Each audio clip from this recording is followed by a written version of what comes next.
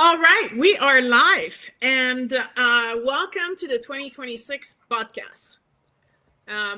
So what we have for this year as our topic is I want to explore and allow you to meet other people who are going through spiritual transformation or have gone through a spiritual transformation to show you what does that look like. And I hope I'm not going to freeze because it looks like I'm freezing a lot. But the topic for 2026 is to invite the people that I know that have been mentors and guides for other people and allow them to share their experiences and how they learn to use their abilities and normalize this experience to everybody. So you guys know that I'm not unique and there's only me who can do these things.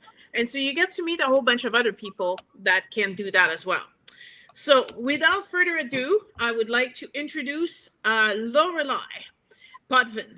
So Lorilei has a very amazing bio, so I'll share that with you and I'll introduce her right now to the stage. And am I frozen? It looks like I'm completely frozen. No, just so you know, and it's not your fault, it's Lorilei. Lorilei, yes, sorry. It's not your fault. It's not your fault. It's the way my name is spelled. Hello, everyone. There's already people commenting. So I hope I'm not freezing because my image is totally freezing on my backstage here, but I'm hoping everything's fine on the other end. So Lorilei is a Canadian psychic.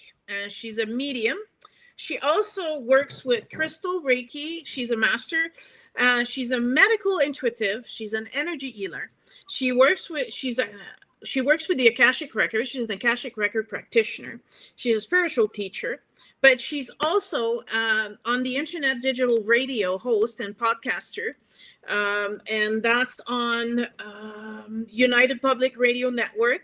And she has a show called The Angel Rock, and she co-hosts on Thursday nights live Beneath the Whole Moon, which I really, really like that one. I like the other one too, but this new one is I really like it. There's real magic between the co-hosts, and it's a fantastic one. And you can follow Lorilei on her Facebook or her YouTube, so you can easily find her.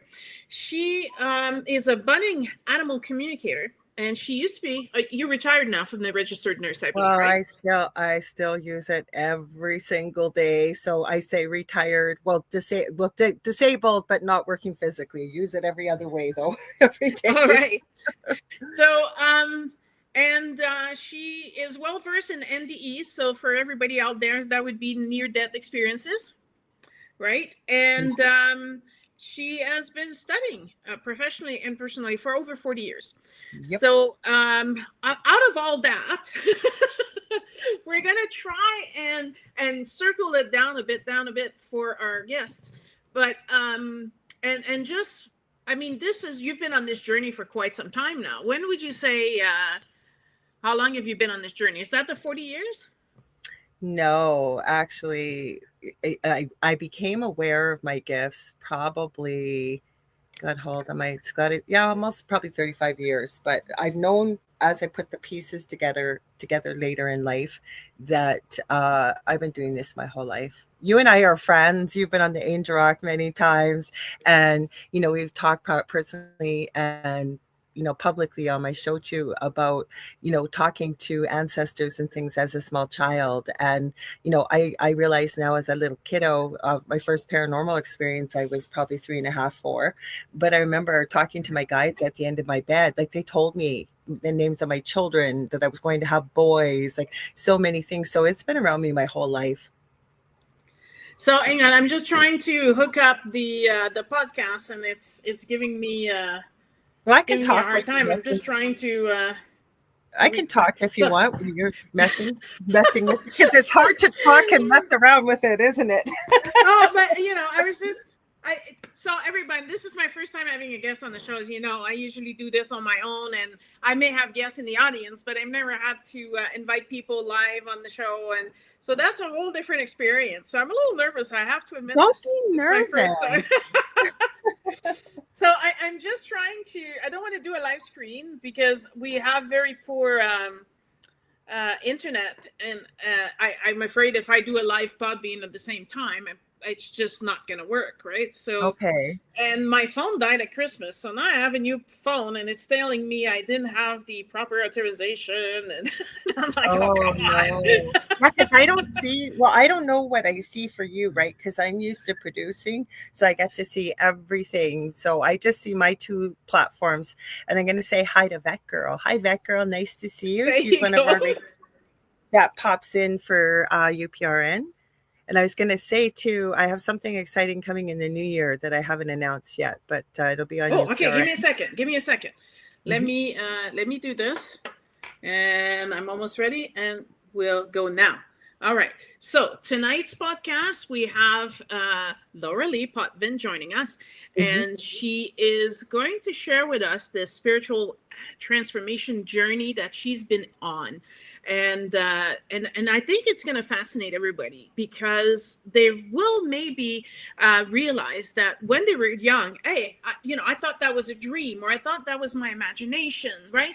And a lot of people have had those experiences, but because someone else told them, oh, that's your imaginary friend, or it's all in your head. So we start believing these things because that's what we're being told, right? And then we just brush it off. It's not real, so I can't talk about this. And you kind of shut the door off. So that is so cool that you already knew how many children you're going to have and what name they're going to have, and So I didn't get all the names, but my middle child, Justin, who very sadly passed away just a year ago, January 15th.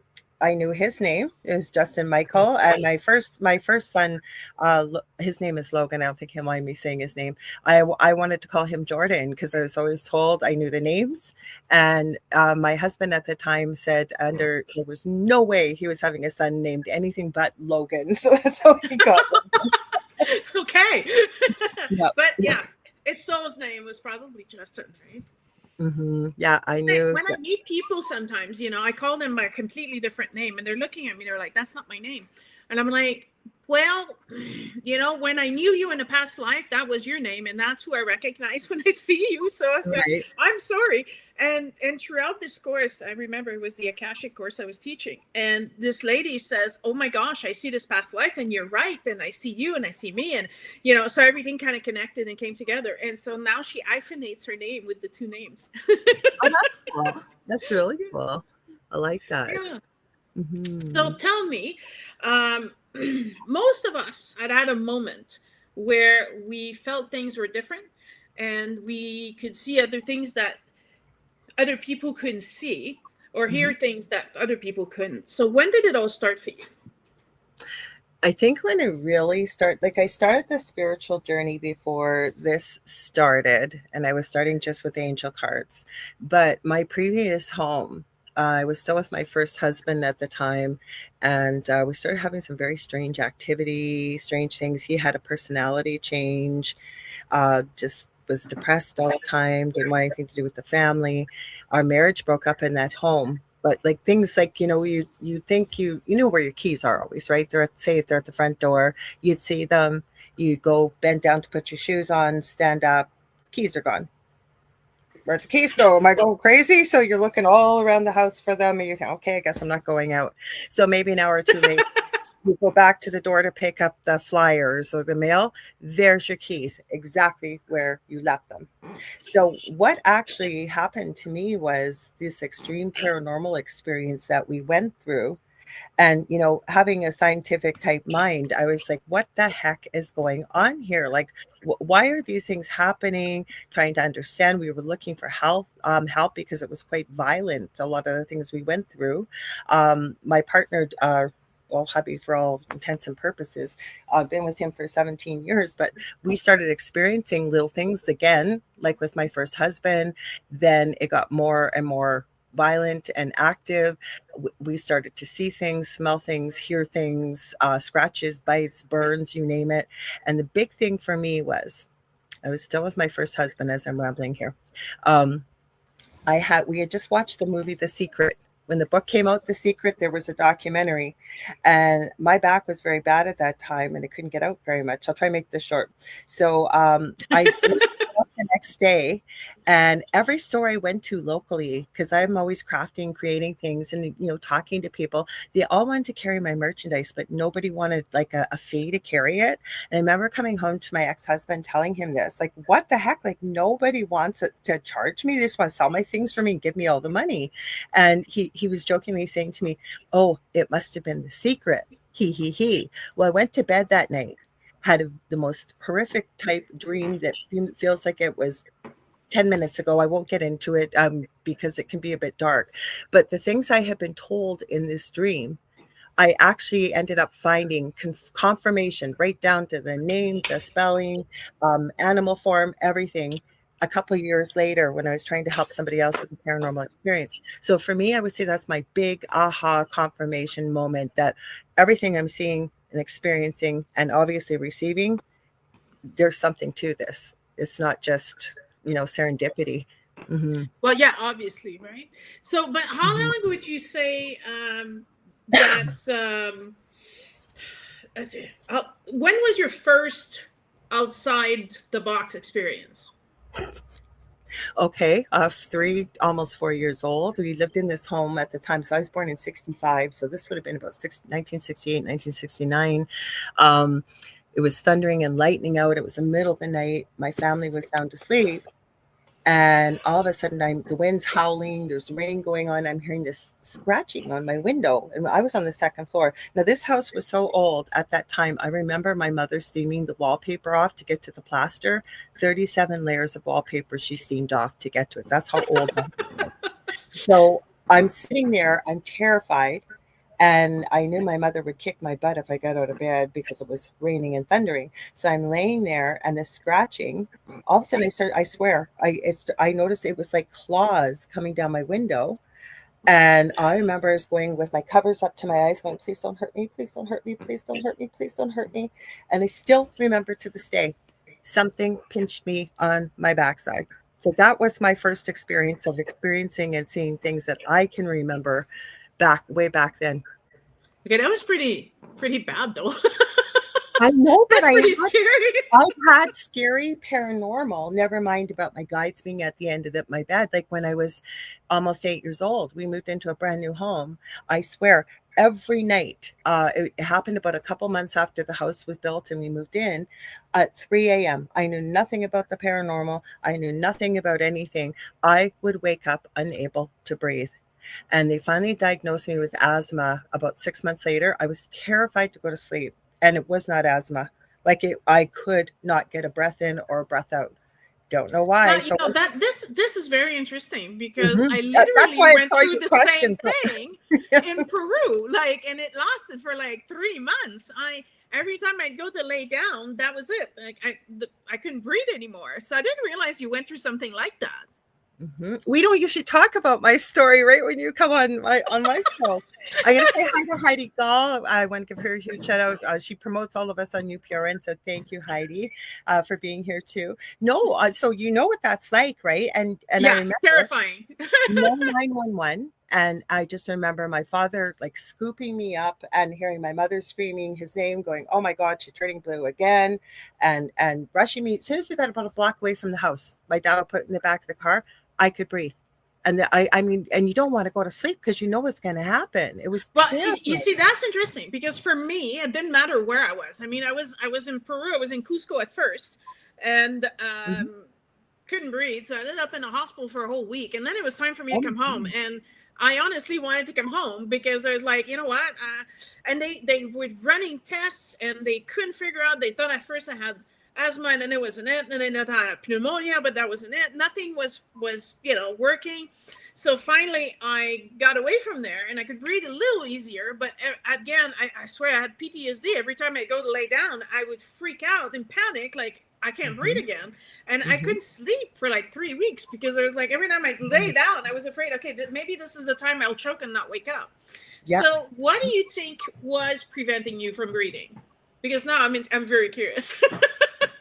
Okay, so my thoughts are, and I always said I never want, before even all the paranormal, when I first started hanging out with my now partner in life, I remember saying to him very specifically, because we really bonded. It was nice to be able to talk about these spiritual things. Like I had already taken certified angel card reading course with then Doreen Virtue, who was involved with this. Like, you know, it really was loving this aspect. And I said, I only want to deal with the light. I only want the positive stuff. That's why I'm not doing anything else. And he said these words to me, I will never forget. He goes, Laura, if you're going to be working in this field, you need to know both in order to know the difference. So I don't know if there was something dark around me that's been around me. I don't know. But like you said, I've had some scary experiences. I know I'm not unique. I've talked to other people that end up sort of in our field, right, that have had these experiences, and all of them have been quite dark, which has gotten me to the place where I am today, like working in the field. I mean, I think this is my personal take on it. I think that for most people, it's rainbows and unicorns. Yes. But when, you know, so I don't want to scare anyone out there. But the majority, it's rainbows and unicorns. Yes. It's rainbow, unicorns, butterfly, you know, it's not the harsh thing. But I think that when you come to a certain point, when you have to assist and teach and guide other people, then you're right. We have to know, okay, how do I deal with this? You know, and I really think that a lot of my personal experience happened to me, so I can't judge people. You know what I mean? Because been there, done that. You know, it's not me that's going to judge you. It's not me that's going to say, oh, that was bad. You shouldn't do this. That's, you know, I was there. It's not a mistake. It was just the path, and you stumble and you got back up, and, you know, that's just what it is, right? So I personally think that everything that's happened to me has really helped me to keep a very open mind and be very welcoming to anybody who comes to work with me. Because, you know, nothing really has surprises me. So I'm not surprised that I couldn't breathe, but I'm just surprised you had the same experience, right? So, well, we don't get to talk about this kind of stuff. I was just going to add, because I'd like to also say, to encourage everybody, when you were talking at the beginning of the show, right? And, you know, people will tell us when we're little, it's just an imaginary friend. It's just your imagination. And, you know, your authority figures in your life, your whole world, whether they're great or not, or wonderful, some parents aren't so great. But where I'm going is they're the people that you learn from early in life, right? But my whole point where I'm going with this is, you haven't forgotten this. I truly believe every child, especially small children, animals, you can do this kind of thing. Communicate with animals, communicate with spirit, communicate with the other side. So guess what? If you're feeling that calling, explore it, because it's like riding a bike. You connect with teachers. I say work with a multitude of different teachers, because you know what? It's within every single person, I believe, on the planet here. We have these abilities. Definitely. I think that it's just like learning to read or learning to write and count. You just need someone to show you how, and everybody has the ability to do it, right? I went to Korea last year, and I learned to read and write Korean. I mean, that's cool. It's not that hard. You just need someone to sit down with you and explain it to you, and you can learn. So I really think that mediumship and animal communication and all these other things that we can do, access the Akashic record and stuff, it's just you don't know how to get there. But once you know how to get there, then, you know, it's a pretty easy process. And that's kind of what I want to share this year in the podcast series, is to show other people you can do this. You know, you just need to take the time to learn and apply it.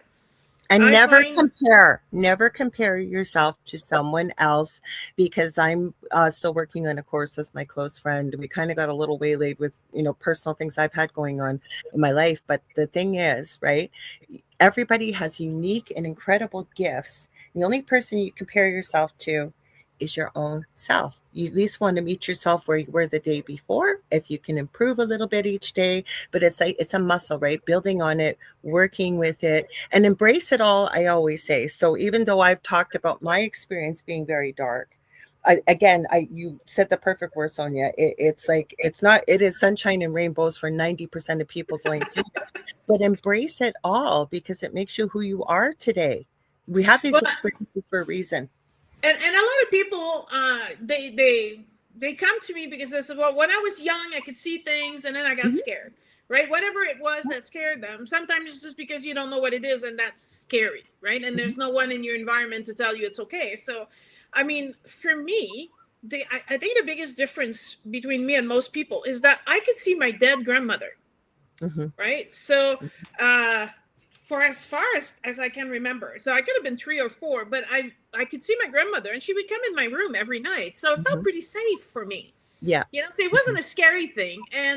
And I honestly thought that she Ev- was visiting everybody in the house anyway. Yeah. I didn't think she just came to see me. Mm-hmm. So I never really talked about it, but to me it was perfectly normal. You Mm-hmm. know what I mean? And then because of my grandma, that's who took me outside my body, and that's who took me to past lives. She's the one who Mm-hmm. took me to the Akashic record. So I'm doing all these things, but I'm with grandma, so Yeah. it's not scary. I'm Mm-hmm. feeling pretty good about it. Yeah. And so I have to say, on that way, that's why my experience was different. But I think Yeah. that anybody following the teachings that I receive is able to accomplish the same things, right? I Yeah. think Well, that go ahead. Sorry. Go ahead. I think that the biggest thing is that people don't practice. They Yeah. You go to a have to. class, they learn Mhm. something, but they don't apply it. It doesn't transfer to their everyday life. And because they don't use it, they forget about it, and then they can't remember how it works, and then it goes down the drain kind of thing. What do you think? Well, I agree with you, but the thing I always encourage people, and both of us are teachers, spiritual teachers, mentors, I encourage anybody to work with a whole multitude of different types of teachers and mentors, because there's nothing wrong with just working with one, but then you've just got that one little piece of it where you're working with different people, you're going to learn different techniques, different things, because the big thing, and we're working on this right now, my friend Leanne and I, for our course, because Leanne had a completely different experience than I did with the courses. We met in a group years ago. And, she'll talk about it in the course, so I feel comfortable talking about this, but she used to be one of those people where 99% of the class is experiencing something, say in an exercise, or, these were fairly large classes. But then there's people like herself that it was like, oh my gosh, like I didn't get that experience. Like maybe I don't belong here. Maybe I don't have those types, maybe I don't have it. Yeah, you have it, but maybe you just need a little different path or a little different way to open that door for That's right. yourself. And hers, I'm going to tell you right now, is music. Like every time there's music, certain song plays, it's like it's, and Leanne, I'm talking about you if you're watching, I hope you don't mind, but key in the door for her. So I think even as teachers and mentors, that's part of our role, is to recognize that and be able to help people. Because if you're there, you belong there. You heard that calling. So you just got to stick it out and find that path to be able to open the doorway for yourself. Absolutely. I totally agree with that. I think that I've been to classes, and I would attend the classes and it'd be like, this isn't new to me. Right. So I remember I'm disappointed, but at lunchtime, I'm talking to the other people, and they're all fascinated with everything they're learning. And then I realized, okay, well, I had a totally different trajectory. Mm-hmm. So, and I was meditating at 14 when, meditation was not a thing. I was the weird one meditating, right? I was 14 doing that, and everybody's like, what the hell? Let's go party, let's go drink. And I was like, Yeah. no, I have to do my meditation. Yeah, Right. the hippy dippy chick, right? Like you wanted to meditate. But now, like, okay, so that's another thing I always say.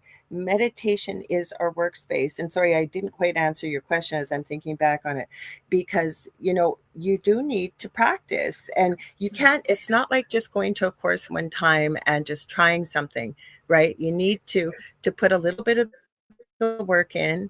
And believe me, if you open yourself, we call it collectively spirit, but everybody has a whole team behind them, as I know you've talked about many times as well. And just let them know that you're open to it. Spirit's here to help us on this journey. They will work with you. You can set up a dictionary if you want and say, every time I see a pickle, it means this for me. Spirit will work. Yes. You just got to meet them halfway. Meditation is your workspace. Once you start it, you will crave it. Like when life gets crazy, it's like, oh my gosh, I need to go meditate. Well, it's funny because I love the pickle thing, because it's true that, you can get messages from outside or from your own body. Oh, Personally, yeah. I know that every time my ex-husband and I were getting in a tiff, my liver would hurt. And I'd be like, I have to let that go. And I would go to my, my meditation space, and I was like, I'm letting it go. I forgive him. It's fine. But it was my message. Oh, be careful. You're starting to be resentful there. Right. So it was my cue. So, and I think the other important thing is we have free will, right? And I've had the question a lot. I don't know if you ever had that question, but people are asking me, well, why aren't they helping? Well, if they're there right beside me, why aren't they helping? Why aren't they doing anything? It's because you have free will. They're not allowed to interfere. If you choose to go drink and drive, they'll be going, no, but you're not listening and you're not asking for help, so you can't lose your keys. And you'll go and drink and drive, and then you get into an accident, you get pulled over by the cops or whatever it is, right? But the minute you start asking, or the minute you start, I literally start my day with, good morning, everybody. This is what I'm planning on doing today. Protect me on the road, guide me, make sure that if I need to hear a message, it comes to me clearly. I'm open to all suggestions. I still, at the end of the day, I will decide, am I going to listen to what they're saying? Or am I just, am I going to go the other way and not listen? But I'm laughing because when we don't listen, we usually get to see what's going to happen. And I wanted to add that to the other big piece of this is we're living with time. And I truly believe that time is a man-made concept. There isn't time on the other side. So my theory is, for example, say I really wanted something and it didn't happen. I have now of the mindset that I don't see the bigger picture where things are going. Throw in free will, throw in many other things. Maybe it needed to play out that way, but I'm not seeing the bigger picture. For example, I'm going to be late. Like there's a train that and I'm held up and I'm like, oh crap, I'm late. And then I got to remember, stop, breathe. Because if that train hadn't shown up, maybe something else could have happened. And I'm not being morbid here. I'm just saying to people, we need to sort of think and realize that we really are protected and guided. And you know what? If they figured it all out for us, why bother coming here? Why bother coming here, right? It's here for us to grow, learn, and experience the journey while we're here. Totally. Absolutely. I remember I was going to work, and it was a really... I literally had to turn left and go straight for 25 minutes and I would get to work, right? Right. And I'm driving down this road that I drive on every day, and all of a sudden it's like, turn left. And there's a part of me that goes, well, what do you mean? First of all, if I turn left, I'm going to be late. And why would I turn left? But these arguments we have with spirit. But I have learned, what? Listen. I'm just going to turn left, put the clicker on and turn left, because I don't care what it is. Maybe I avoided an accident. Maybe sometimes while I'm turning left, I'm discovering a store, a restaurant, or I see someone I haven't seen in 10 years. I'm like, oh my gosh, never mind being late. I'll pull on the side of the road. I'm like, what are you doing here? I've lost touch with you. I'm on my way to work, but give me your number. Happened to me today in numerous experiences today. Yep. I don't have a family doctor, and I have to go to, it's a walk-in clinic here. And it's the most stressful thing every month because you can't make an appointment. Sometimes you're there for hours, right? And I was thinking, do I go today? Do I go tomorrow? I thought, you know what, I'll go today because my husband just came home from the hospital. He's been in since December 20th. It wasn't the best day, but I will tell you, when I left, I thanked Spirit. A check I've been waiting for to come. Had I not gone today, I probably wouldn't have checked the mail till later. It was there. I went to the doctor's office. The receptionist that used to work there, I haven't seen in years. He was there. Great catch up. Then I go to the store where I deposit the check. This lady, I ran into her before Christmas, and I know people may know what this little Labubu craze is with all these little fuzzy, creepy little things that are out there. I seen them at this particular store before Christmas. The girl that opened it for me goes, oh my gosh, my grandkids want these. I didn't even know we carried them. She bought them. She's waiting on them today. I could not believe it. And we're chit-chatting, and I'm going, well, how did your grandkids like it? I look up and I go, oh my gosh, I was in 7th and 8th grade with you. She goes, what? What's like they said, I had all these little experiences today that wouldn't have happened had I not gone. Exactly. And it's funny because I have an online class right now, and we've been spending time on synchronicities, right? Mm-hmm. And I'm teaching them. I said, you have to create this. You're a creator, so you're in charge of it. So we will set an affirmation for the week, which is kind of your wish, right? Yeah. You're wishing for this. But I said, then we're going to now set an intention. And they're looking at me like, isn't that the same thing? I said, no, an intention you are planning on taking action. And next week you're accountable to tell me, and I write it down. I said, so did you do your intention? You had intentions to, did you do it? To realize that sometimes things are not happening because we're not putting them forward. But once we start the car and we push it and drive, all of a sudden things just start happening, right? Mm-hmm. Mm-hmm. All And right. big thing I wanted to add that you put in there, and I sort of mentioned it briefly too, was we have to let, and I say collectively spirit, our team, if you will, let them know that we are open to their help, that we are open to hearing them. We are open to them being a part of our experience here. Because I'm telling you, life changes in wonderful, amazing ways that you'd never even ever imagine. Absolutely. That's why I actually, just in case they change their mind overnight, I just tell them every morning when I get up. That's my check-in. Okay, I'm here. I'm aware you guys are there. Let's work together today. Yep. And I tell them, this is what I'm planning on doing today. If this isn't going to work, let me know. Just. Yeah, but and, what you just said, that's important. Okay, you said you say it at nighttime, but just in case you change your mind overnight as a joke, okay, you say it in the morning, but you've created that habit for yourself. So Absolutely. You are putting in the work, you're putting in the practice, because you know before you go to bed, this is what I'm going to do. This is what I'm going to do in the morning. And it's every day. So it's not like you're going to forget, right? And these are the things we have to do with that practice as well. Yeah. I actually had a saying that I saw, and it says it starts with the intention, and then it becomes a behavior, right? You have to put it in motion. But once it's a behavior, then it turns into a practice. Yes. And if it's a practice, then it becomes a habit. And then if it's a habit, and long enough, it becomes second nature. And if it's second nature, it becomes who you are. It's just part of you are. You can't remember what you used to do before, because this is now the way you do things. Right? So for me, meditating every day was so important. And then I forgot for a while, and I got very sick. And I realized, you know what? This is so important. I need to do this every day. And then we do it twice a day. And then we have the group ones, as well. And people are like, aren't you bored? You're meditating all the time. I said, I get out of my body. I go to other planets, man. Spirit, a whole class is with you. There's so many. And again, when you were talking about practice and hearing from spirit, it's important to talk a little bit more about this, with the fact that, find something that makes it fun. Like if you're going to dread it, and be open. You were talking about that earlier in the show. Be open to anything, because if we make our minds up about things before we do it. Quick example, Leanne, who's like I said, close friend of mine in Atlanta. My husband was in the hospital. I'd taken that Monday off, and you know what? She said, "Hey, let's play around with some tarot cards." And she's very good at it.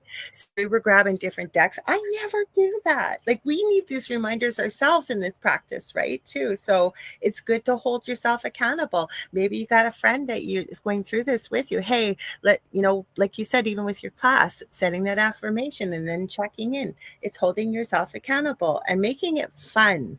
It doesn't have to be all serious and whatever that is. Make it fun. But, by setting that intention and that affirmation, and I ask them, you have to pay attention. You have to be, in awareness throughout the week. And I said, write it down. And then at the end of the week, when we meet again, they're like, oh my God, it happened like 5 times this week. Yep. Like, did it happen often like this before? I said, honestly, tell you the truth, I don't know, because you weren't asking for it, so maybe they didn't bother to. But now that you're asking, look, or maybe they kept crying and you weren't noticing. They weren't noticing. Yeah, right? there's that too, right? But I'm like, now that you're actually asking questions, asking guidance, and you're getting it, like tons of it, that should be your reassurance. I need to keep doing this. That should be your I don't know, that would be my motivation. Like, oh my gosh, I'm getting all the answers that I need, so let's do this, right? I'm just going to point out here, if you don't mind, because we got a few people from UPRN, and I love to call them out. We got Michelle Wilfong, who is my mod on TikTok. She's got my haunted apartment, so please check her out. We got Heidi Gall, I think I said hi to. Z-Sun Dragon, a fellow Canadian. I like to call him by his mother name. Kevin. I hope I didn't miss anybody. Let me know. But Carrie Fast is here too. But I love what she says. She says, I go to a tarot group and do that in a pub. Free readings to any of the patrons on Sunday afternoons. Oh, cool. So fun. Mm-hmm. Cool. That's a different one. All right, so we tend to get very carried away. So I didn't prepare a ton of questions for us, but I want to know. I read them. I kind of know where we're going. But I want to know how you had near-death experiences, right? Is that when you were a nurse? Mm-hmm. So how did you make sense of those experiences for you? Okay, so I believe I had one as a toddler. I don't communicate with my parents, but we were in Sault Ste. Marie. I had a fever of 105 and I kept seizuring. And my parents would bring me into Merge all through the night. It happened 2 or 3 times and they'd send me home. So apparently I had a seizure in Emerge and I don't remember exactly what happened. All I know is I was in the hospital for a week and there's very familiar things with a near-death experience. Like, so where I put it all together, when I started in university for nursing, it would have been August 1984. And the reason I remember this is I signed up for a publication. It was nursing, whatever the year was. First publication that came, there were 2 things on that cover I'll never forget. One was, why are we always eating our young? Talking about older nurses not wanting to mentor students. And it could be very stressful because they don't want students hanging around. Always took students because of that, and I love to teach. But then it talked about nurses' experiences with NDEs. And I was like, I was 17. It was like stuck like moth to flame. And I could not get enough about this. I read Enter Into the Light. I remember talking to my hairdresser about it. And it went from there. I had patients who would have a cardiac arrest. I used to work a lot of nights. And I was very fortunate. A couple of them were able to speak with me after they were resuscitated and share what they experienced. And it just went from there. So like I said, studied it, ate up anything I possibly could about it. I've had guests on, talked personally, privately, you name it. It is utterly fascinating, and there is absolutely something to it. So, what does the tunnel represent? I'm curious. I see. Now that's where I have a little bit of a problem. Okay, because because that is kind of, and I believe, and again, I don't know everything. I see you, Contessa Martin. Thank you for joining us too. Okay, so not everybody experiences that tunnel of light. And the more you study these and you look at them, and you guys, you don't have to be special to look at it. It's everywhere. You hear people's stories and what's happened.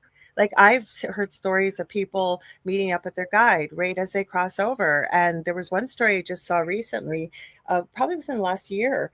They'd always wanted to go to New York and they'd never gotten there. And they had a near-death experience, and they talked about their guide bringing them through past lives and visiting at New York at different points and pointing out places and all kinds of things. I've heard of people going through the universe and visiting. So there are people that see the tunnel of light, but not everybody does. There's other people have talked about waking up in a meadow, and I could go on and on. Mm-hmm. Okay, but I think this is really important. I think we need to, because a lot of people associate near-death experience with the long light of tunnel, and I personally think there's so much more than that. And I'm thinking, what, did they flush everybody else?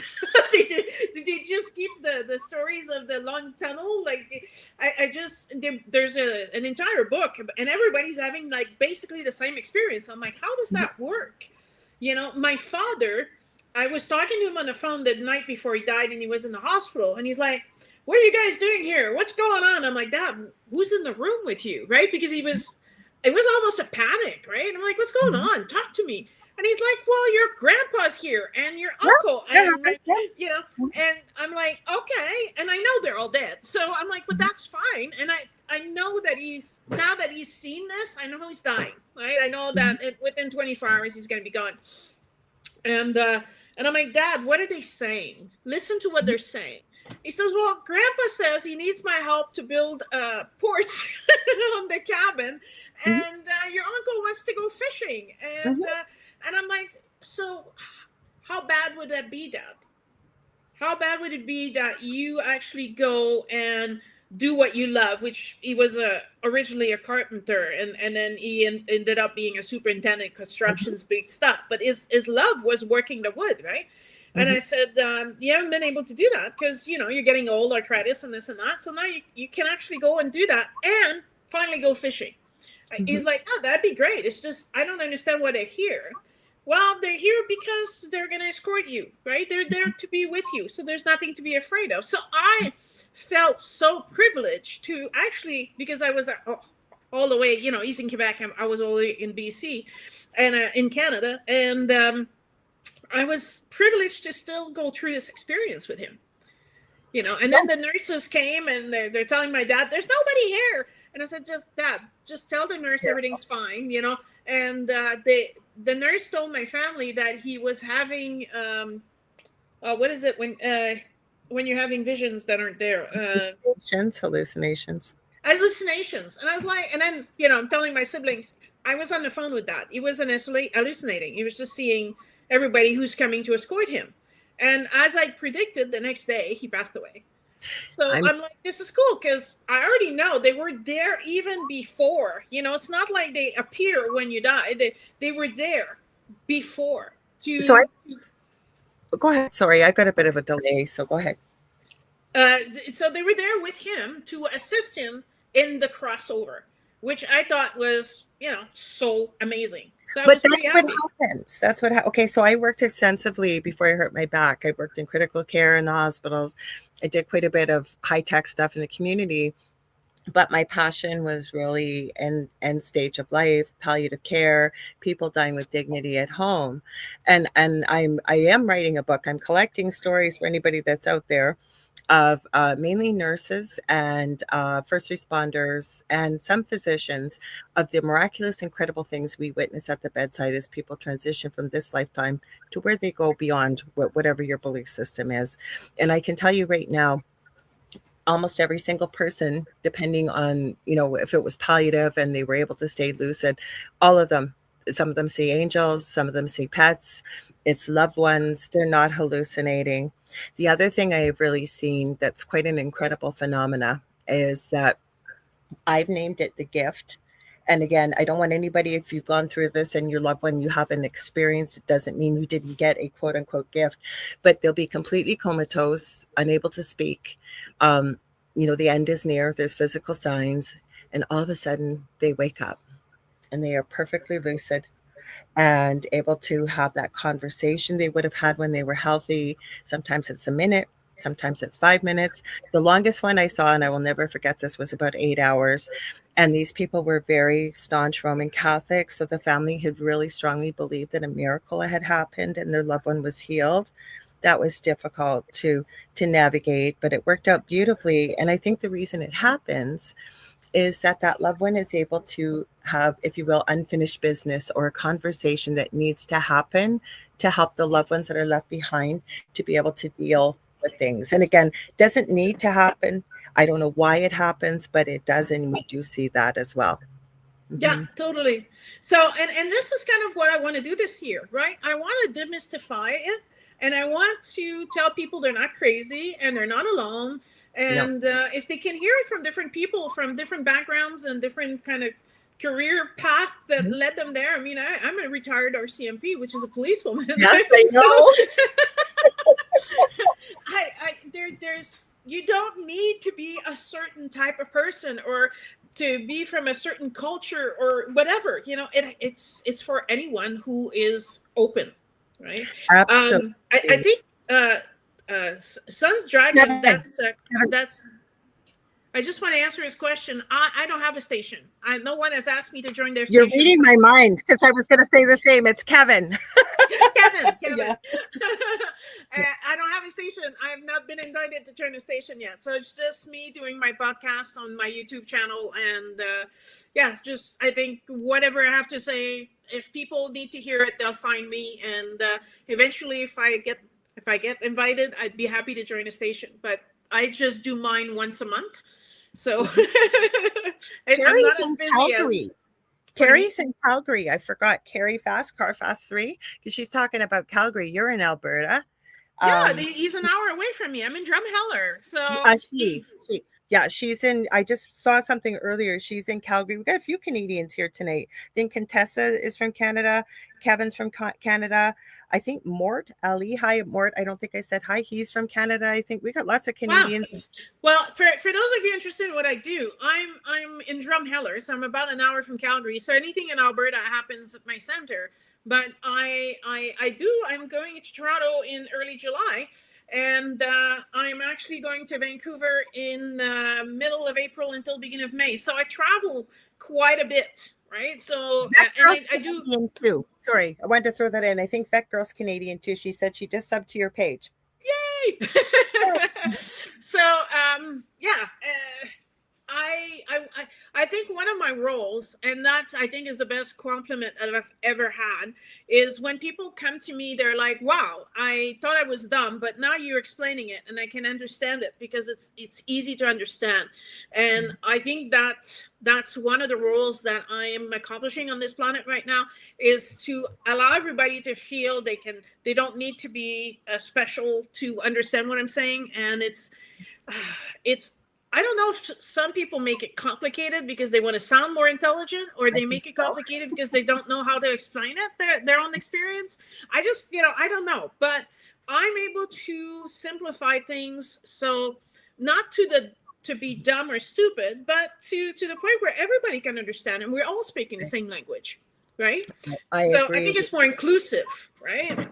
I'm of the same mind. Like, even with this experience with my hubby's being in the hospital, one of the nurse practitioners walked in and gives this medical word to him, and I knew what it meant. And I said, would you explain that in plain English to him? He's not stupid, but not everybody speaks nurses kind of thing, right? And That's it's the same thing with any profession. Even with my show, I try to remind my guests that come on, like, because you've been on enough times, but and it's with no disrespect or anything, but people don't realize that with the show going out to so many people, not everybody, it's not just people in the little tiny spiritual community. The words that we would consider common lingo, other people are going, what the heck is that? I don't know what they're talking about, kind of thing. Mm-hmm. Well, and one of the ones that still gets me, because I wrote books on chakras. So, obviously whenever I'm invited somewhere, people are asking me, and there's other people looking at me, and you can see the question mark on their face. I'm like, do you know what chakras are? And they're like, no. That's what I remind people. Do you know what it is? Because most people have no clue. By the way, I want to throw in, I should have told you before the show, and you guys maybe remember, if you're just tuning in, because these are many of the people that come from UPRN. We're glad that you joined us tonight. Yes. That when you talked about Bach flower remedies, oh my gosh, you got to tell them a little bit about that, Sonya, because people were messaging me privately. Seriously? Yes, nobody had talked about it before. They loved it. So. Mm-hmm. Oh, well, I'm glad I could be of service. I'm actually, I'm one exam away from being an international Back Foundation registered practitioner. So I'm this close. It's going well. It's going well. Mm-hmm. So, because I know that there was a lot of questions, and people had bad experiences, and they're saying, well, the flowers didn't work for me. And then we found out how they were selecting the flowers, which was completely... I learned way out there. I know about those things, and I learned from you that night. So, and that's what's important when, again, talking to two people that do this, we do completely different things. We do a lot of things, and play in the same arenas, but we have different ways that we work with it and ways that we do it. So with anybody hearing this and they're thinking, geez, I've often wondered about that, or thought maybe, or what, if you've even had that inkling, explore it. And take a look. There's lots of free resources online too, that if you just do a search and then you feel like, I'm going to use the Akashic Records. I kept hearing from spirit, you need to look at this, you need to be called to it. And I'm going to tell you by the end of it, and I love my teacher I took both levels. I went after the first, the level 1, I went, oh my gosh, I've been doing this my whole life. I just It's kind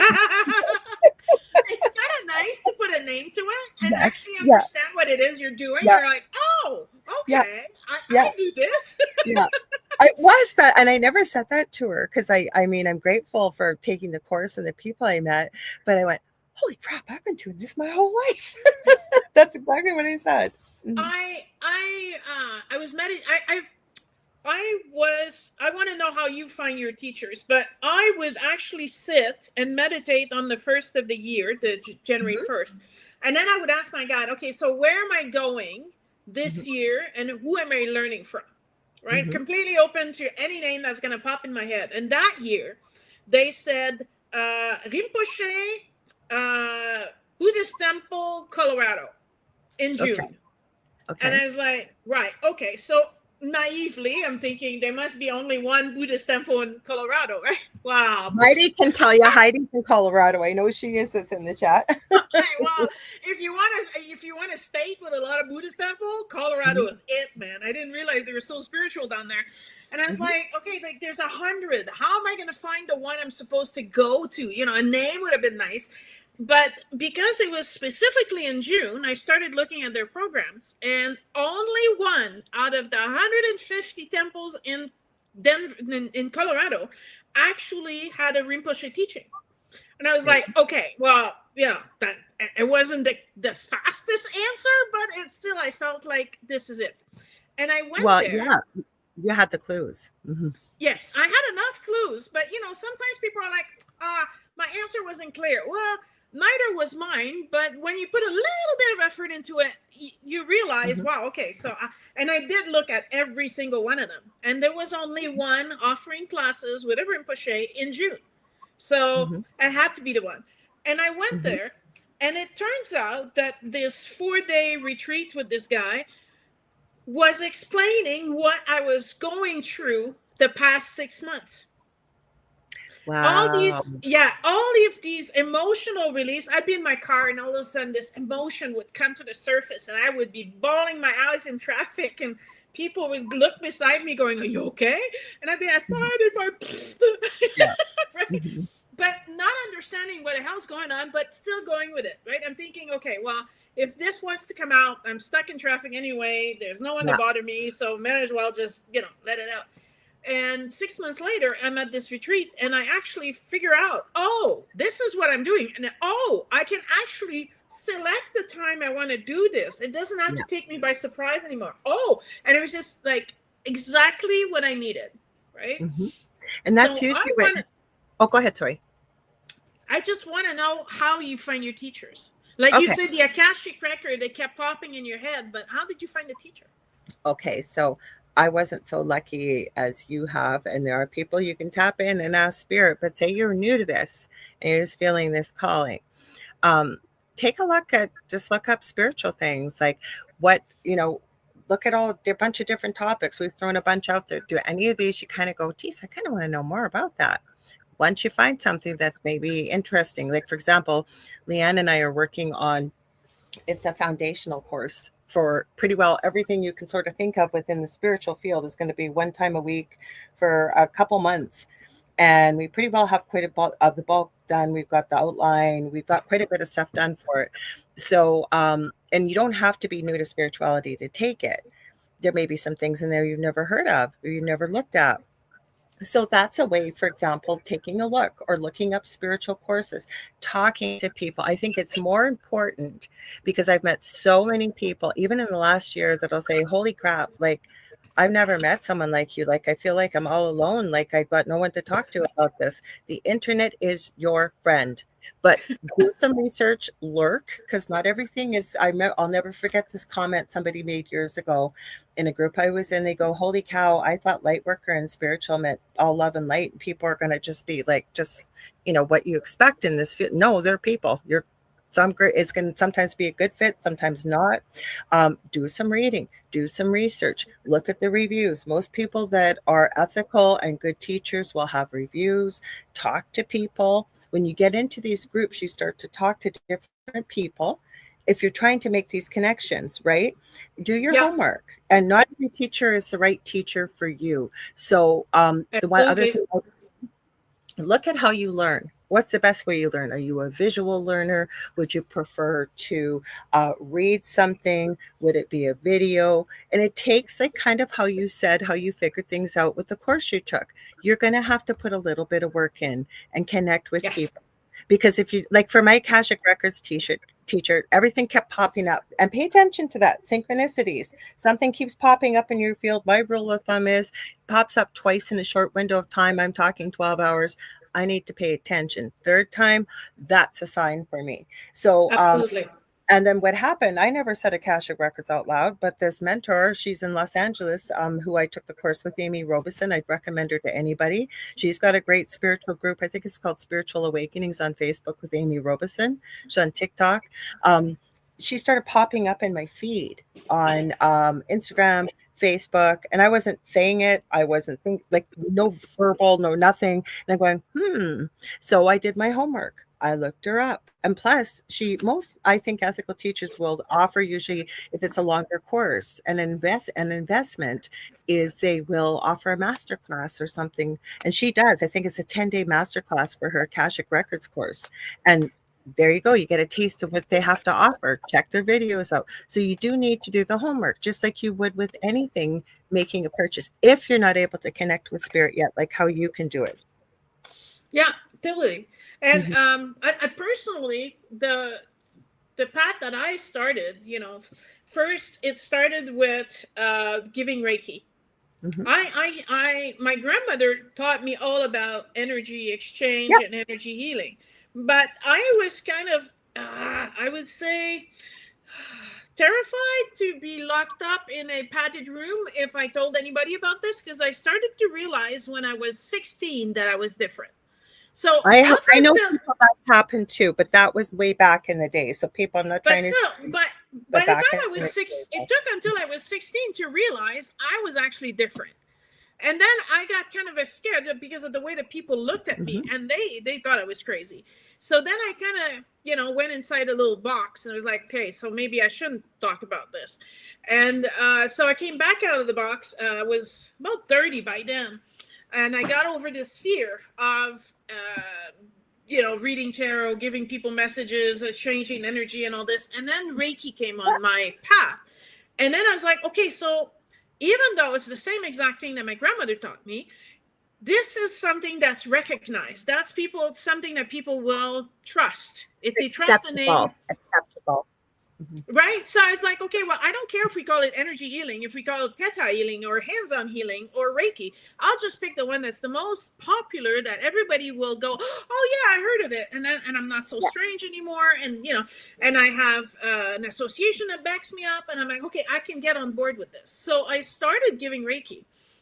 And I took a Akashic record from a lady, and her level 3 was more of a business class, and she launched us we all had to teach a class of 4 hours.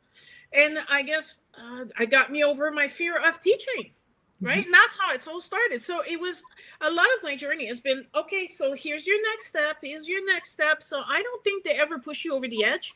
I think they nudge you until you see there's an actual bridge there, and you just walk on the bridge, right? But you have to walk on the bridge. You have to take that step onto the bridge. And the thing I cannot emphasize enough with people, we were not sent here without God, we have so many resources to tap into. You are never alone. It just depends. You want to look at astrology. There are people that do soul path charts. There's Akashic records. We could go on and on and on. We have a whole team behind us. We have angels. We have ascended masters. We have so many things. Crystals. I call my best friend Leanne the crystal wizardess. She's actually a crystal architect. If I don't know what it is, I send her a picture. She'll know what it is. But right? And that's what's nice, because when you start connecting with other people, if you don't have it, someone in your circle somebody else does. Yeah. And so you're never at a loss. You always have an answer. So Carfast, I don't know their name. You know their name, but I don't. But she says she's in Alberta. She says you guys are neighbors. She said in the chat. She says I've argued with my guides, and I have to I have to share this story. because I think this is going to bring it home for a lot of people. In 2009, I'm painting a wall. So, and that's one of those moments that, you know, your mind actually goes blank. After, you know, you're painting, you went through all your don't forget the laundry, don't forget put this on the shopping list, you know, and then your mind is finally empty. And this is when I get the message, you know, they pop right in. They're like, okay, yeah, Sonya, you're ready to retire. And you can actually launch your Reiki, you know, clinic. And I'm like, yeah, right. As if. And they're like, what do you mean? I'm like, dude, I got a house to pay. I have a car to pay. I have bills. On the other side, you guys don't even need a winter jacket. I have to pay the heating in this place. I need electricity money. And I said, I have 3 kids. They didn't ask for craft dinner every day. I would, but you know, I'm not doing this to my kids. I said, there's no way, man. I'm ready to do this. I'm plugged from a nice, steady paycheck that, you know, pays for everything. I'm like, no, there's no way. And they're like, okay, all we're saying is you're ready and we're ready and everything is there. You just need to do it. And so I was like, there's no way. But then you know, it kind of got the conversation started in my head. And I was like, okay, well, I'm not ready, but they're saying I should be. So maybe there's things I need to be ready. So it did take 6 years for me to, and that's when I took the Reiki class. Scary, because that's real life. Like I always say, right? Like I believe that we know exactly why we're coming here. We have spiritual contracts and stuff. But then I always said, I wish I really would have read the fine print before I said yes. Because it takes courage. You got to have that courage to take that first step. But that's like anything in life. Think about it. When we're comfortable and we know what's going on, right? There is no impetus to change the status quo. You received that important message. And though even it may have taken you 6 years, you knew, you heard, you know your team's never going to steer you wrong. It's getting over our own mindset that, okay. Absolutely. So I built my confidence because it was really a me problem. It wasn't a them problem. It was all me, you know. So, but I got my little certificate of Reiki teaching and I got my little certificate that I'm part of an association. I got this and I got that. And then I was like, okay, I look so professional. Now I can do it. And the minute I said I can do it, well, it exploded on me. And I was full all the time. Well, I was like, okay, how come so many people need Reiki? Well, then I should teach people how to do Reiki and then I got into the teaching and it just ballooned right up. So I think 2 years in, again, they pop in and like, okay, so we want you to go to Europe. I'm like, right. So I said, how is that going to look? I'm going to get off the airplane. I'm going to be in an airport. I'm going to have a little soapbox and I'm going to talk about energy in the airport. Like, what do you guys expect me to do? Like, this is huge. And they're like, the question is, would you like to go to Europe? I'm like, yes, I will go, but you guys fix it. I have no idea how to do that. You can say that. Then you put everything in alignment. I will bring the courage. I will take that first step. And you guys, you have the right to say that, like, okay, I'm willing to step forward here. I'm willing to do whatever it takes, but I need you to meet me halfway and make it clear those signs, right? Like make it clear. So I was like, I'm saying yes, but I have no idea how to do this. So you guys are going to have to just do it. And I kid you not, within 2 weeks, I received a phone call. I was invited on a European tour of 6 countries. Everything was booked. Everything was organized. All I had to do was show up and do the Friday night, kind of welcoming and doing my thing for a few hours on the Friday night and assist during the weekend. And then people absolutely fell in love with me and re-invited me the year after. Yes. See? So it was just like, okay, well, if this is going to work, yeah, totally, I'm in. So the advice I would say, don't do it if you're not comfortable. But if you've been holding on, give it a try. You know, follow what they're saying. Because me now, they say something and I just follow. But we all know, because like people have been putting in the chat, hi JD Thompson, I see you there, thanks for joining us. But that's the thing, right? It's scary. Change is scary. And it's very sad. And I believe that we are going to shift as a population on this planet. But the only impetus for change is when something's really awful and we want to get out of what we're in And we get the choice, right? Do we stay in the victimhood? There's no right or wrong answer. Or do we do something with what's happened to us, maybe to help others or what? But when it's status quo and you're comfortable and you got What would you change? other people to depend on you and bills to pay, that's a scary step to take. But when you say yes, and you just given two incredible examples of saying yes, and look what happened. I can't complain. Honestly, the more I say yes, the more the suggestion come, the more the suggestion come, the more things are like they're on hyperdrive, right? So eventually I got to this point where I'm now, and I created the Wisdom School of Spiritual Transformation, which is kind of why we are going to do the podcast on spiritual transformation. It's to help people, whatever door you want to come in, that it's either mediumship, that it's intuitive, that it's energy healing, that whatever door you open, just walk in and then realize there's so many possibilities and so many gifts and abilities that are innate and dormant inside of us because we just don't know how to turn them on. So yeah, totally. I'm going to address Judy's comment. She says, I wish I could hear my guides. I guarantee you are hearing them, but you're not sure that maybe you're doubting it, or I know Judy too as well. So, but the thing is, right, like Sonya was saying, then maybe you take a course. There's so many groups even on Facebook you can join that you can go and practice, or people are doing a bit of teaching, or there's things out there. But if you go back to the beginning of Sonya's, this is going to be on your YouTube and everything, right? When you upload it, or where will it's on YouTube right now. It's playing. Yeah, okay, live. So if you go back, Judy, and you listen, like we talked about, listen to the beginning is what I should have said. There's we talked about things like meditation and things like that. We have to work on that inner healing. Gratitude is a big piece. And the reason it reminds me to do my gratitude list, I got a bad back. So when I get into bed at night, this bed feels so amazing. It's like, thank you for this bed. And it reminds me to do the gratitude, same thing in the morning, right? And it's doing all these little bits and pieces. If you don't know where to start, even look for someone that's just teaching about grounding or energy, or just spirituality in general. Have a listen. Does it resonate? Does it feel right to you? Is there something that people absolutely that's very important. Please, it's not because Lorilei or I say things that you should believe those things. Yeah, I agree. Should take what we're saying, you should compare it to what other peoples are saying, and then you should ask yourself, does this align with my belief system and my inner values? And if it does, then maybe take it one step further. And I think this is very, very important. I work with very old teachers. So I work with Edgar Casey.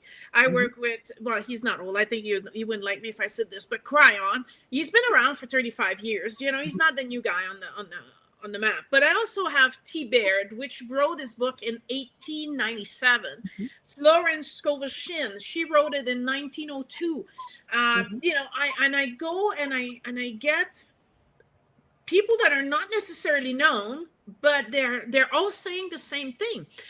For French people, Alain Kardec, he found 3 mediums, and his entire career was to prove that we're fakes, right? So he's going all around France, and he's proving that these people are absolute fakes. And we're talking back then, they had tables shaking and the sounds in the whatever.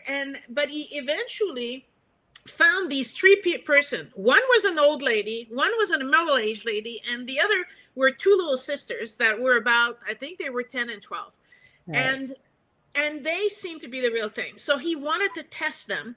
And they lived all over France, right? So that's not like they were neighbor or anything. And he would ask each of the 3 groups the same question and always got the same answer.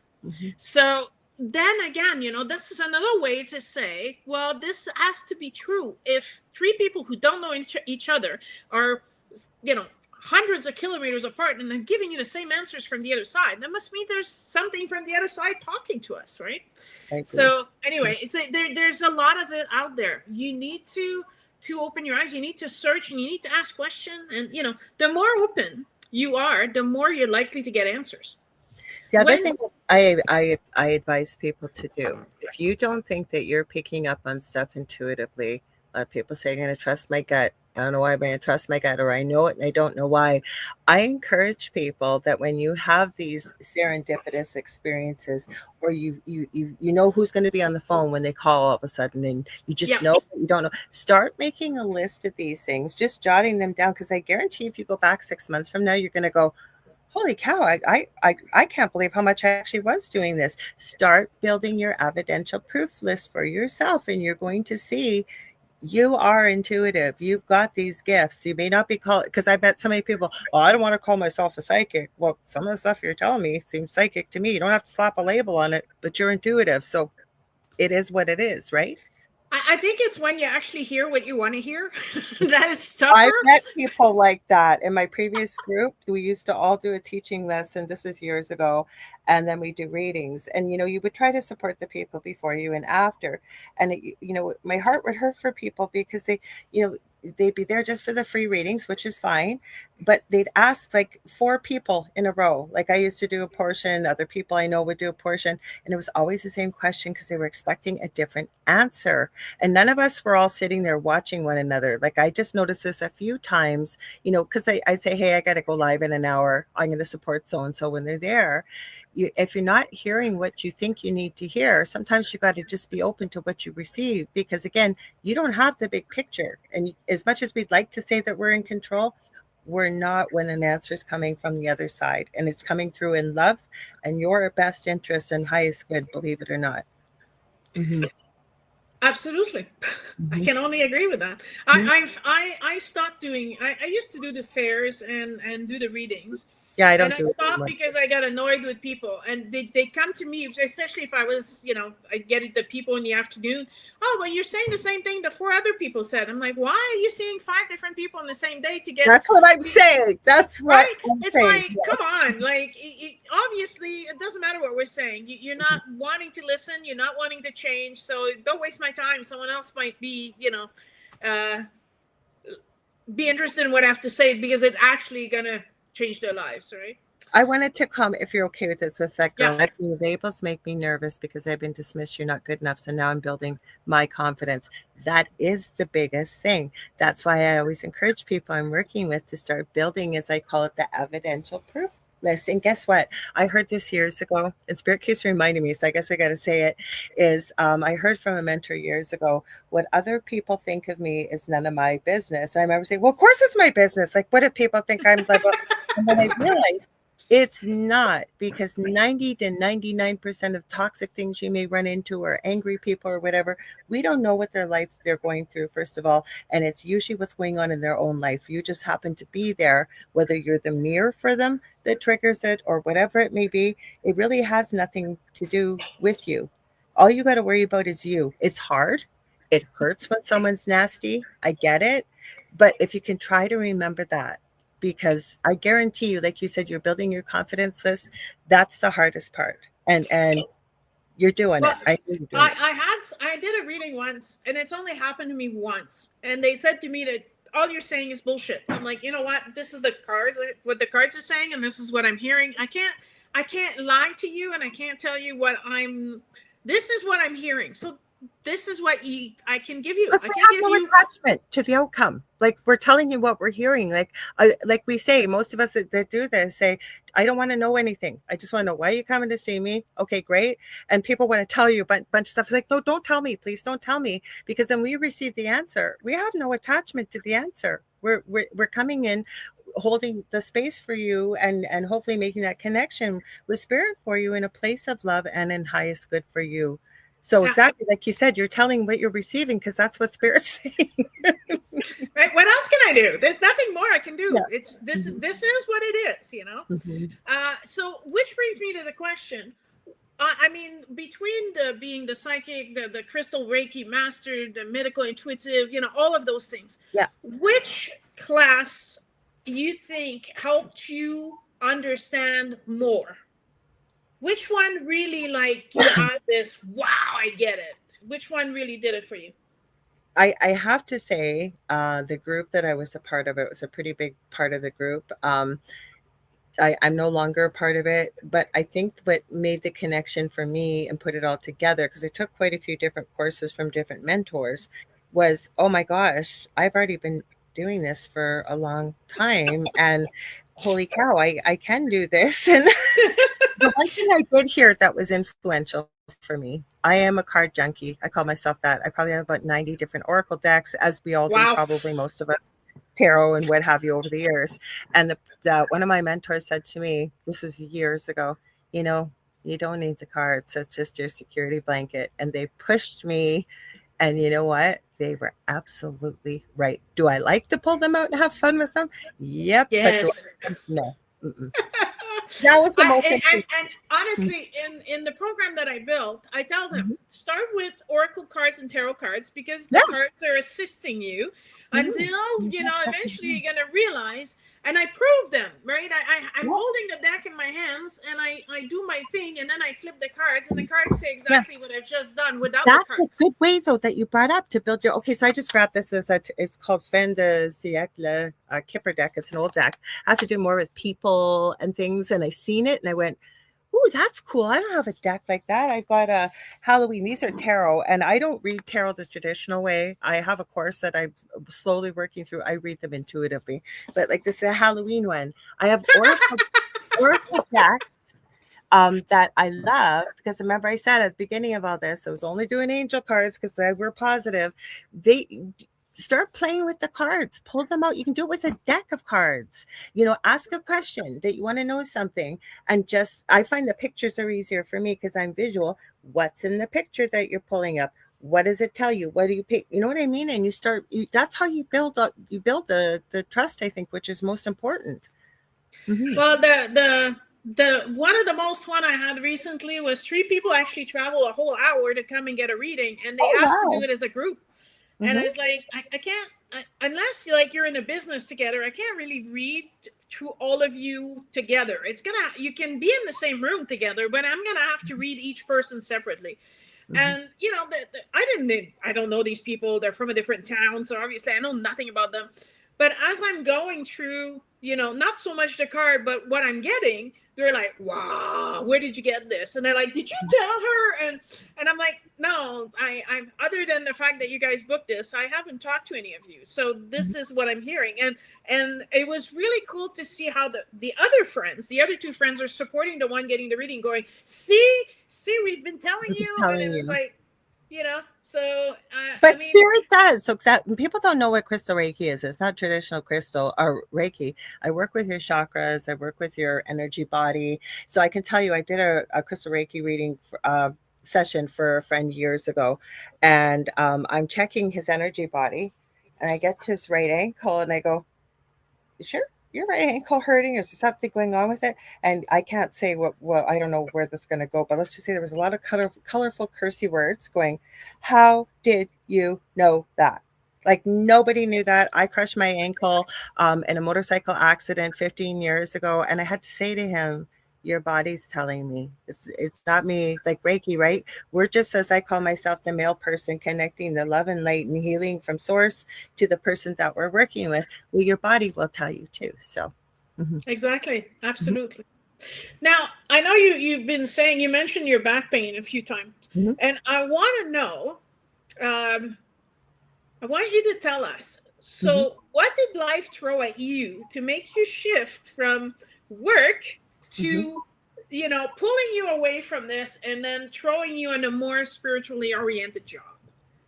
I think I needed a big bang on the head. So first of all, my plan was, I would have had 12 kids if I could have, but I had my first son. I was working 3 jobs. I developed and taught community nursing course for RPNs and RNs at the college. I was working full time and still working casual in the NICU. Then I had a fall through a patient. He had a trailer, went through the side door. It was for dressing. Asked if I could use the front door closer to my car. He said, sure. Had a big bag. I worked for a Victorian Order of Nurses. Stepped out onto the front landing, and he had a giant hole covered with a rug that shattered all the discs in my back. So that ended my nursing career. But as I often say, I did not know I was going to have a son with severe autism. So, because I wanted to be a doctor. That was my plan. And so at least I looked at the blessings that, you know what, at least I had a small pension coming in every month so I could be home for him first of all. So that's one thing that started to shift my perspective. I'm healthier now at 60 than I ever was as the age of 30. That's another piece that shifted. Like something has to shift here because I was seeing a naturopath and she's going, this isn't working. Like what's going on? That started it.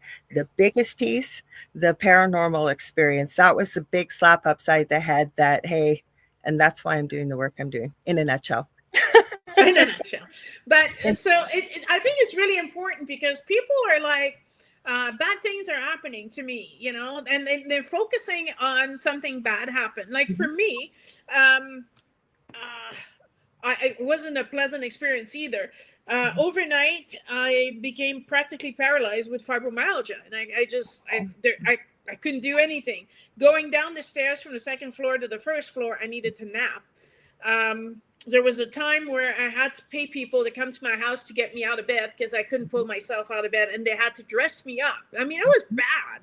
Mm-hmm. And that led me to take a medical retirement, just like you, right? I can't do the job anymore. I didn't have a choice. I couldn't walk. I still, like, it was that bad. It's way better now than it was. Haven't had surgery or anything. Just get to know your body, work on some of the inner healing. But anyways, please continue. Mm-hmm. And so nothing was working. And then I was, again, I was more quiet because I was at home and the kids were at school. And I was like, maybe it's time for you to get back to what you knew. You know, so when I said I went into this box, and so I didn't talk about it, but I also didn't do anything about it, right?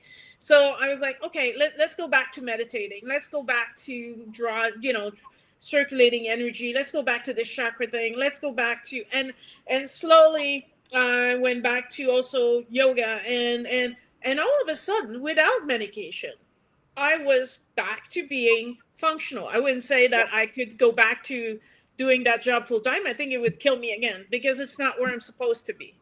Mm-hmm. So, but I'm able to do the work that I do, and I needed to walk away from that because it was very attractive. My salary was cut in third.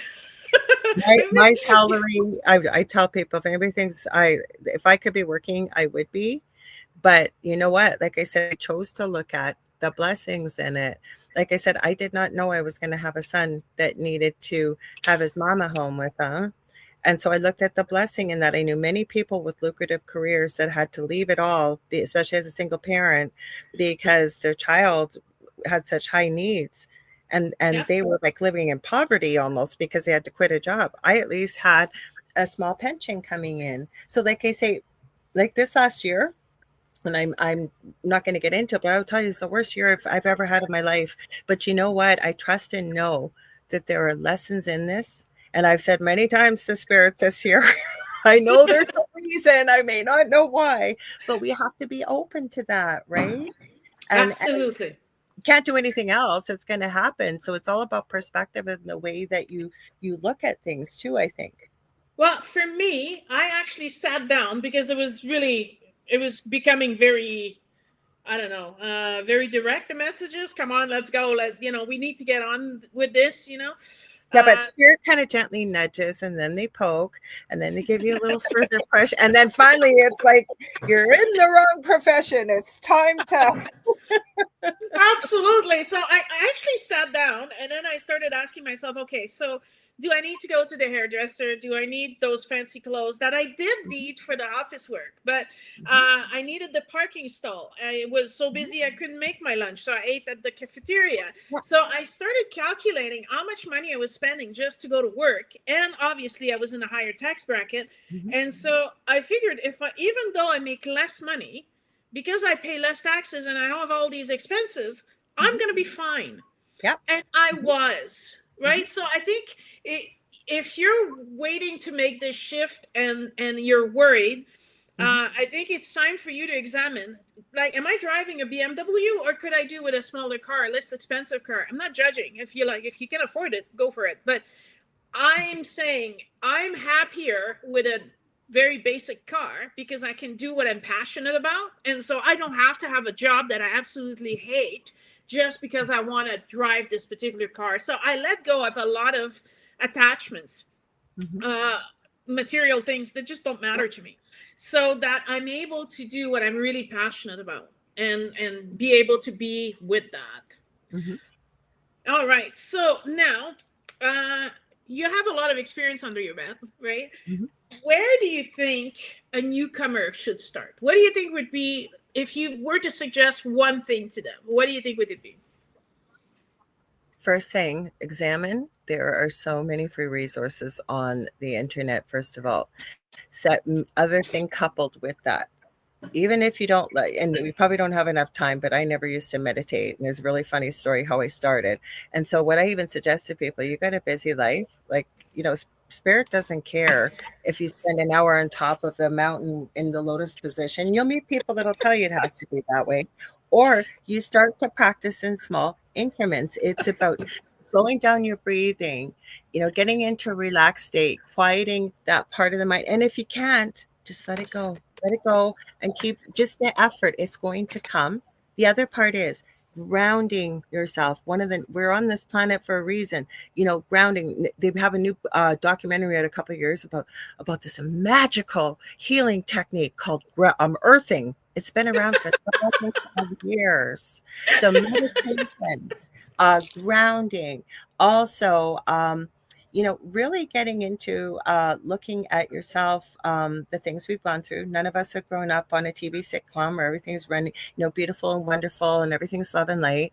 Starting to forgive yourselves, maybe working with that inner child. If you've had a difficult childhood, I find a lot of people in this field, I know myself included, and many that have had a difficult childhood, going back, maybe doing some, inner child work. You can find things like that on the internet. So really working on that healing aspect, things that have really maybe hurt you over the years, you haven't been able to let go of. There's cord cutting.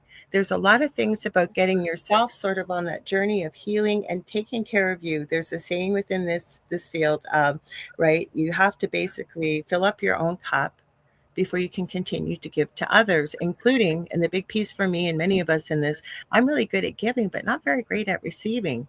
But remember, with the universe, right, we've got to be able to show both. So it's working on yourself, practicing gratitude, really changing your vibration and frequency. I used to hate to hear that. You got to raise your vibration. What the heck is that?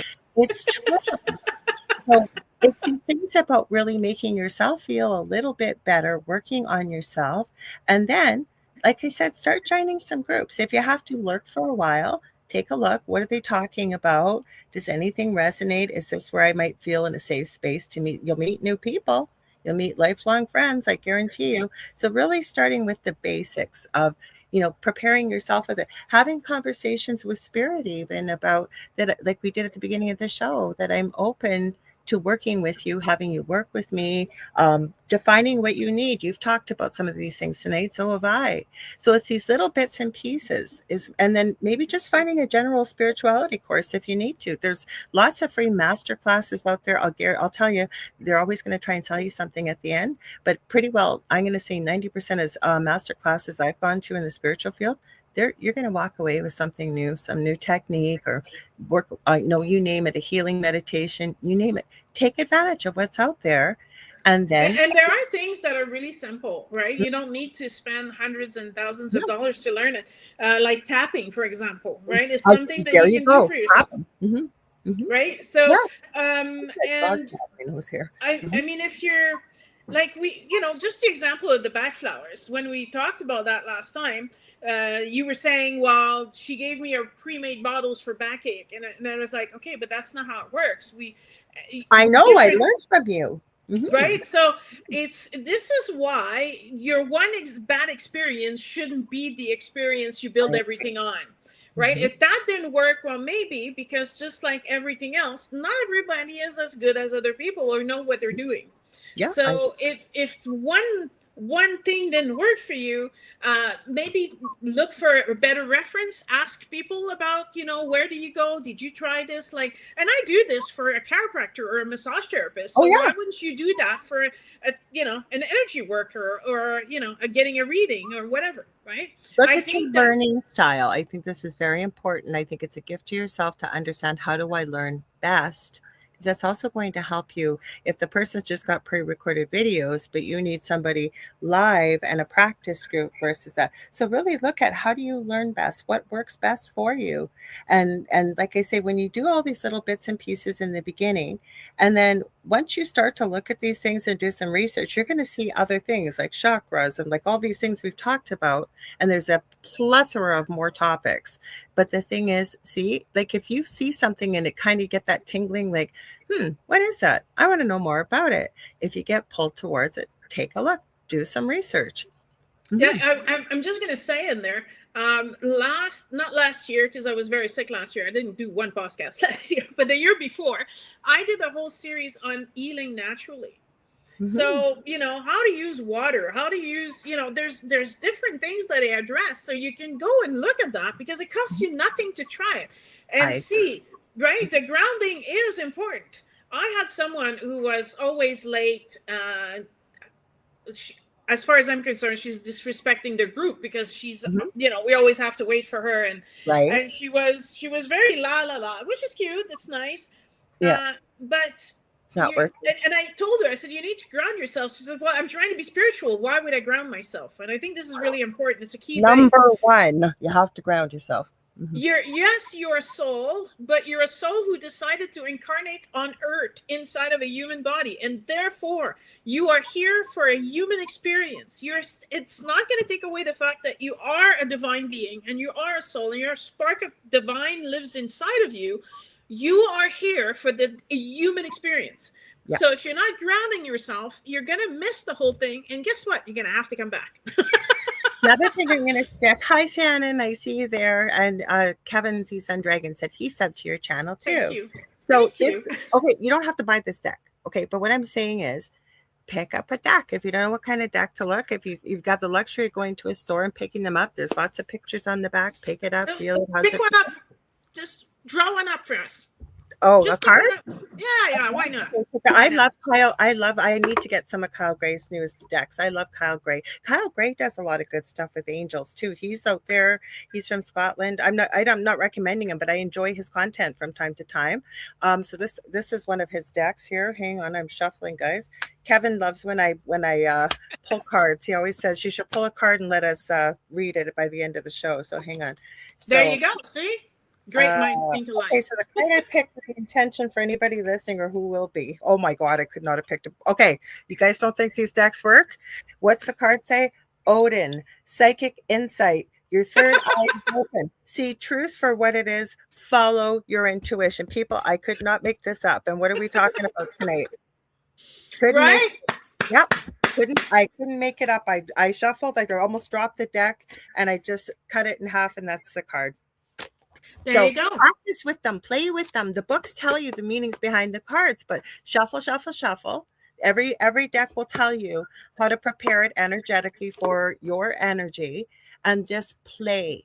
If you got, like I said, Leanne and I played with tarot decks 2 weeks ago. I hadn't done that in years. We had them all together, and the more one more thing I was going to add, we were trying to ask about Bigfoot. Believe it or not, she goes, "That's really weird." Guess what? Didn't matter what decks we used. It decided that the message was coming through for me and I needed it. We weren't getting anything about Bigfoot. So Spirit said, nope, this is the message you're going to need to hear tonight. And because you're open to it, there was no way it was going to Bigfoot. This is important, okay? Because sometimes you're asking the wrong question. And it's not what you need right now. What you need right now is this. And that's what you're going to get. And that's why, sometimes I had people say, well, why can't I meet the love of my life? And I'm like, yeah. I said, actually, you need to look at yourself and ask yourself, what do I need to change inside of me so that you're going to attract the person you want, right? So it's and not what always... do you need to heal from your previous relationship? Are there soul pieces maybe we need to call back and return? Are there cord attachments? Like, these are things you will come across in this field. And again, you're not going to know it all. Like, I used to marvel at people that would have the knowledge you have or I have. And I'm telling you, I was going, how am I ever going to know stuff like that? I'm telling you, you open yourself up and Spirit gives you downloads even. We didn't even talk about that. There's all kinds of things. Spirit has your back. Absolutely. So I would like to know, what do you think it was the personal benefit that you gain by being a spiritually awakened personality? Oh my God, where do I begin? I just said earlier, I'm healthier now at 60. than I Okay, was. so that's the first. You get healthier because you're on the right path, so your body stops stopping you from going on the wrong path. Now that you're on the right path, you're healthier. My Good. body was turning on itself because Yeah. I had a lot of inner healing to do, which involved forgiveness, shadow work, healing the inner child. And I'm still a work in progress, by the way, guys, and I will be to the day I die, and that's okay. Learning about gratitude, like all these things we've talked about tonight, it's changed my life dramatically. When something crappy happens, I don't automatically think, oh God, why me? Right? Well, people ask those questions like, seriously, I've had enough.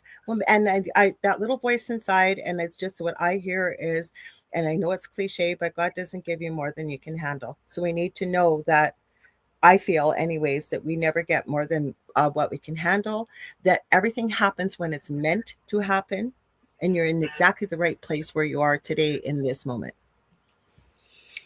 I love that. Mm-hmm. Can you answer the question of Shannon there? She says, I I've always can. been afraid to bring those decks into the house. Like, oh my God, I must have 50 in this house. Is it possible to bring in negative? Please answer her. Okay. I know what you mean, negative energy. I get it. But yeah, my answer is bring them in.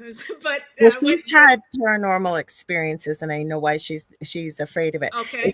If you're very afraid, I would suggest going with an oracle deck. And I know you live in my city, so one of the best places I can recommend, there's two, but I love, for a lot of cards, Mystic Garden. So go play around in their room. They got a nice coffee lumber room there, unless they change. I haven't been in a couple months. Play around. Look for an oracle deck or angel deck. It's only positive energy. Clear it. One of the first things I was taught, new deck, and everything we touch has been touched by thousands of hands. If you bought it in a store, knock, wave, knock, wave, knock, wave, with the intention clearing the energy.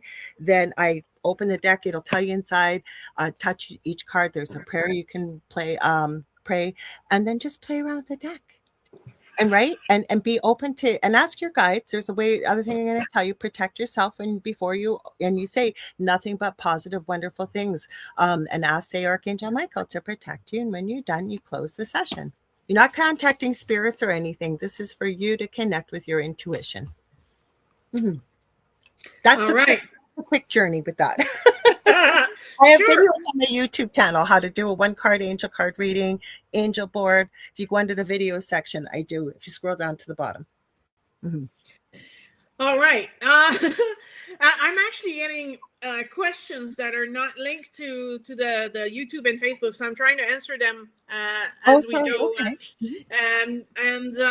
So now, what do you have coming up that maybe you'd like to tell the rest of us?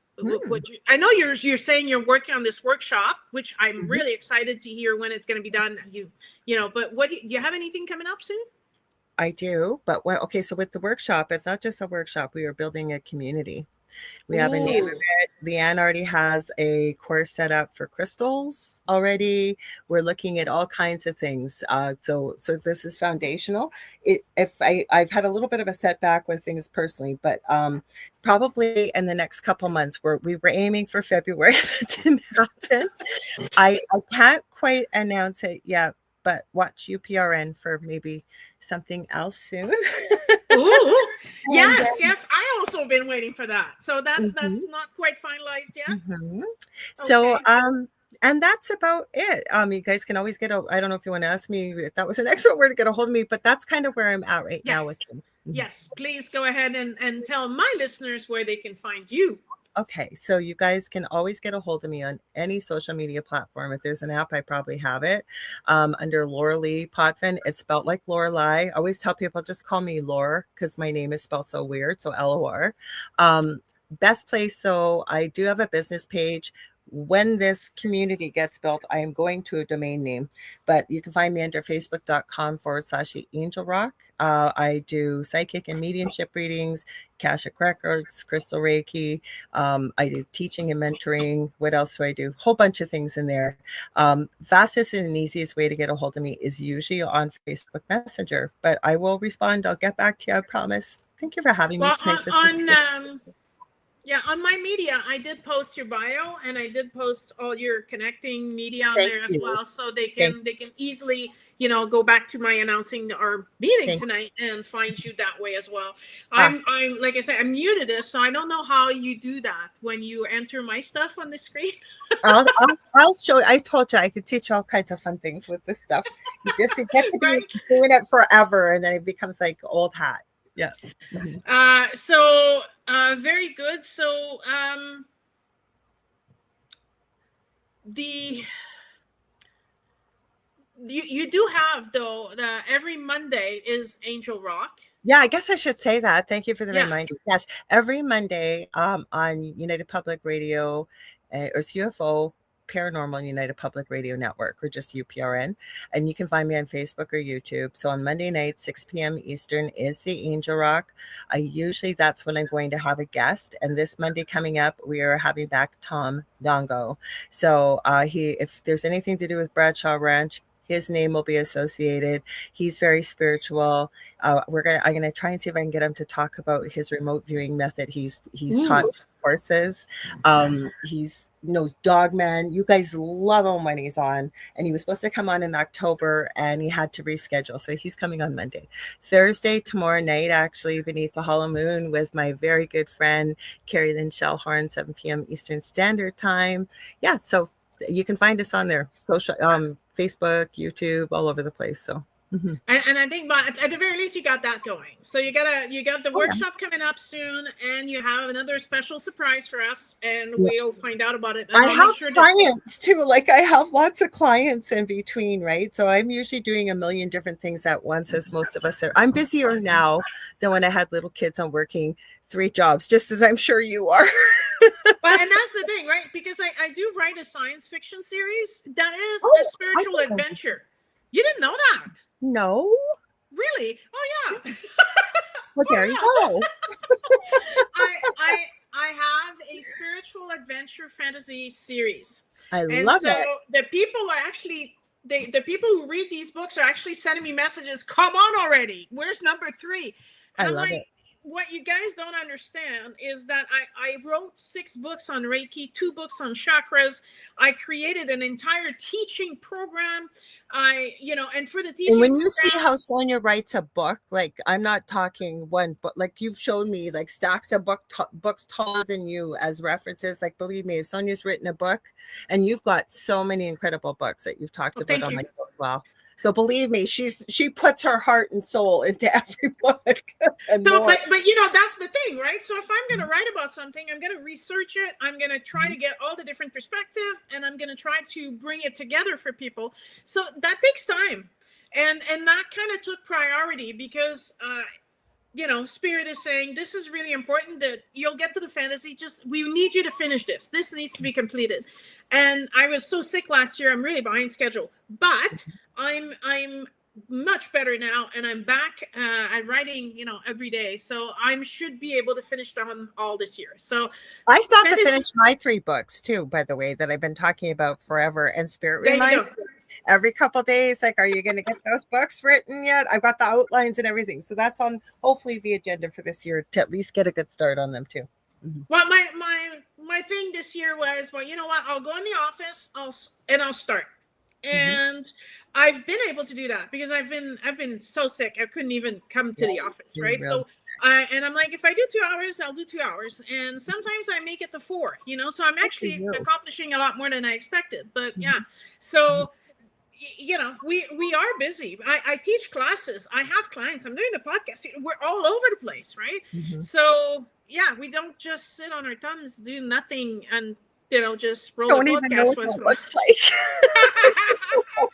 So, I'm 100% behind you. Yeah. Well, unless anybody has any questions they'd like to ask us, I mean, we try to answer them as we go because it's always, easier to catch them as we go. But if there's no more questions coming up, I'd say this is a wrap.